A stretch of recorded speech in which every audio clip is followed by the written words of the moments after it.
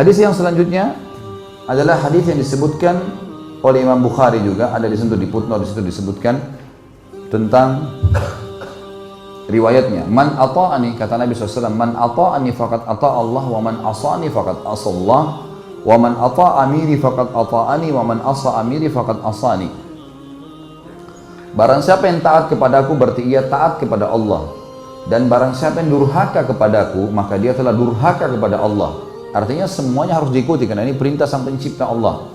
Dan barang siapa yang taat kepada pemimpin pilihanku, misal Nabi SAW lagi safar keluar kota, kemudian beliau menitipkan Madinah kepada salah seorang sahabatnya, atau beliau mengirim pasukan, ditunjuk salah satu jadi pemimpin perang, maka harus dipatuhi.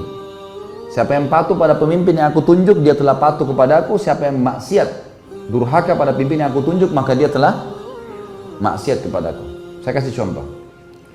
Seorang sahabat Nabi bernama Amr bin As radhiyallahu anhu. Tahu ya? Orang ini dulu musuh Islam.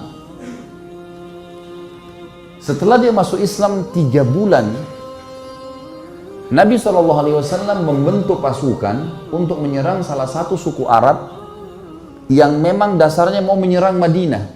Suku ini suku besar. Amr bin As baru masuk Islam 3 bulan, oleh Nabi SAW menjadikan pemimpin perang. Itu menjadi pimpinan perang, komando perang. Dan di dalam pasukan itu ada Abu Bakar, ada Umar, ada Uthman, ada Ali, ada Talha, ada Zubair, ada sahabat-sahabat yang mulia nih. Tapi Nabi SAW tunjuk Amr bin As. Harus dia jadi pemimpin. Dan pimpinan perang teman-teman kalau sudah ditunjuk, nggak boleh dimaksiati. Dia bilang berhenti-berhenti, makan-makan, pulang-pulang, perang-perang. Harus dipatuhi. Ini sabda Nabi SAW, siapa yang mentaati pimpinan yang aku tunjuk, dia taat padaku. Siapa yang maksiat, maka dia maksiat kepadaku. Teman-teman sekarang, waktu itu pasukan dikirim, tempatnya jauh, musim dingin. Zaman dulu orang kalau musim dingin hangatin diri, dan teman-teman kalau tahu, saya subhanallah waktu hadapin musim dingin di Madinah karena 7 tahun di sana. Kalau musim dingin dan kita pergi ke daerah padang pasir, teman-teman, luar biasa, menusuk ke tulang. Dingin sekali. Sampai di kampus saja, di kampus sudah masuk kota Madinah, banyak bangunan ya. Itu kalau kami mau tidur, biasanya saya dulu pengalaman gitu sama teman-teman, selimutnya didudukin dulu. Hangatin dulu. Kalau enggak kayak ditusuk-tusuk sama pisau, panas. Dingin sekali. Apalagi padang pasir nih, luar biasa. Waktu itu dingin sekali. Apa instruksinya Amr bin As? Jangan ada yang nyalakan api. Nggak boleh ada yang nyalakan api. Umar bin Khattab tahu, ini Amr bin As ini, kalau bahasa kita anak kerucu nih. Baru masuk Islam 3 bulan mau ngatur-ngatur gimana nih? Dan dulu musuh Islam ini. Amr bin As ini perlu antum tahu ya radhiyallahu anhu. Beliau yang diutus oleh Quraisy ke negeri Habasyah untuk menjemput Ja'far bin Abi Thalib dengan teman-temannya kembali ke Mekah baru untuk disiksa. Tapi dia masuk Islam di tangannya Najasyi. Kaget dia, kok Najasyi raja itu bisa masuk Islam? Akhirnya dia belajar, dia masuk Islam gara-gara itu. Kata Umar, hai Amr, dingin. Kau larang bakar api, gimana ceritanya nih? Kata dia, instruksi kok nggak boleh bakar api. Coba bayangin, Umar bin Khattab ini 1 kali di box Amr ini bisa mati. Orangnya tinggi besar. Emosi Umar, tapi ditinggal. Ke Abu Bakar, ya Abu Bakar, Amr ini nggak, apa ini anak baru kemarin masuk Islam, sudah gini instruksinya gitu. Abu Bakar bijak. Hai Umar, Rasulullah SAW tidak menunjuk dia, sementara ada kau dan ada yang lain-lain kecuali memang dia yang paling pantas. Ikuti dia, berarti mengikuti Rasulullah SAW. Diam, sabar.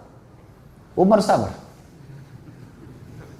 Besok pagi, menjelang subuh, pimpinan perang teman-teman, itu dia yang harus jadi imam. Gak boleh orang lain. Ada Abu Bakar, ada Umar, ada Uthman, ada Ali, ini penghafal Quran semua ini. Ulama besar, gak boleh, harus Amr jadi imam. Memang sudah begitu. Hukum syar'inya begitu. Subhanallah, Amr bin As mimpi junub. Banyak. Ini kisahnya begitu. Amr bin As mimpi junub. Waktu dia keluar, minta dia bawakan air oleh beberapa pasukannya, gitu kan. Umar tanya, kenapa Amr? Dia bilang, saya junub. Gitu kan. Kemudian waktu dia pegang air, dingin. Kata Amr, saya mau tayammum. Saya mau tayammum. Kata Umar, ada air, nggak bisa tayammum. Kata dia, saya mau tayammum. Ini masalah lain lagi nih. Tadi malam sudah buat orang kedinginan, sekarang ada air, mau tayammum. Ini orang baru masuk Islam, mu'allaf ini. Umar sudah jengkel nih. Abu Bakar lagi. Gimana nih Abu Bakar? Ingat. Ini utusan Rasulullah SAW. Jangan kau bantah. Baiklah. Jadi Amr bin As jadi imam mandi tayammum. Padahal ada air. Luar biasa. Ya. Sudah selesai sholat, kata Amr, saya takbir, serang. Takbir, serang. Memang ternyata pasukan ini, kelompok ini, ya, suku ini jumlahnya kalau mereka nyerang Madinah bisa mengalahin Madinah semuanya. Nanti kan kita tahu alasan-alasan Amr bin As dan bagaimana Nabi SAW membenarkan dia. Diseranglah, ternyata hanya dengan kalau tidak salah 300 orang pasukan berhasil mengalahkan suku itu. Dan Amr bin As mengatakan, ingat, setiap orang kalian harus berjalan sama temannya. Nggak boleh pisah. Bersebelahan terus, dia harus dampingi. Sekarang pilih teman masing-masing. Jadi dia 300 orang tuh pilih teman. Selalu berdekatan, serang musuh berdua, nggak boleh pisahin. Jangan tinggalkan temannya kalau dia masih belum selesai duel atau berperang. Itu instruksinya, karena ini malam, gelap. Baik, pergilah ke sana, perang, dan berhasil menang. Kocar kacir nih suku nih. Kocar kacir sukunya, lari semuanya. Para sahabat mengetahui mereka kocar kacir, dengan semangat serang, takbir, kejar. Kata Amr, tunggu. Jangan ada yang nyerang sana. Tunggu di sini. Umar balik lagi. Hai Amr, musuh udah kalah. Tinggal kita kejar, tebas nih. Nggak bisa, instruksi tunggu sini. Tidak boleh kejar musuh.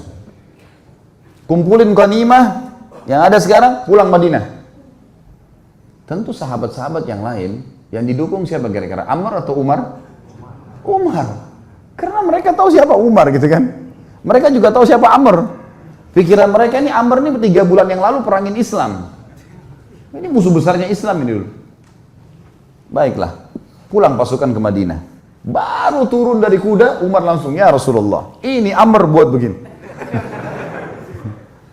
Tidak boleh nyalain api, kita lagi kedinginan. Malam-malam dia mandi junub, tidak pakai air, tayammum. Kemudian musuh kalah, kita dilarang pergi tangkap musuh. Padahal itu kan ghanimah. Musuh yang lari itu kalau ditangkap kan jadi hamba sahaya. Bisa diperjualbelikan. Lalu Nabi SAW tanya di depan mereka semua, hai Amr, keluhan sudah sampai kepadaku. Apa jawabanmu? Ya Rasulullah, pasukan suku yang kita serang ini adalah suku yang jumlahnya kalau semua berhasil menyerang Madinah keesokan harinya habis kita nih. Pasukan perang jumlahnya banyak. Kalau kita nyalain api, mereka tahu kita ada, habis 300 orang lawan sekian ribu, gimana caranya? Kata Nabi SAW, benar. Lihat Nabi SAW tidak salah memilih pemimpin nih. Nabi bukan orang bodoh. Wahyu dari langit nih. Yang kedua, kenapa kau mandi junub dengan tayammum? Ya Rasulullah, airnya seperti es. Kalau saya mandi saya bisa sakit, mati. Saya pemimpin. Kalau saya sakit saya pemimpin perang. Instruksi Anda saya pemimpin. Nggak bisa, udara dingin di padang pasir. Maka saya tayammum. Kata Nabi SAW, kau benar. Umar yang tadinya marah, redam. Yang ketiga, kenapa kau biarin orang pergi, nggak ditangkapin? Ya Rasulullah, 300 orang. Lawan sekian ribu orang pasukan ini. Kalau kocar kacir pasukan saya, nyerang sana sini nangkap, kita akan dikalahkan pasti. Mereka bisa tahu jumlah kita, tapi kalau kita ngumpul, kelihatannya banyak. Dan target kan ngalahin mereka. Mereka sekarang sudah takut dan mereka gelap tidak tahu jumlah pasukan kita. Ngapain kita nyerang-nyerang sana? Toh ganimanya sudah ada. Target sudah tercapai. Mereka kalah, nggak usah buru-buru itu. Kata Nabi SAW, kau benar. Abu Bakar balik ke Umar. Nah, sudah tahu?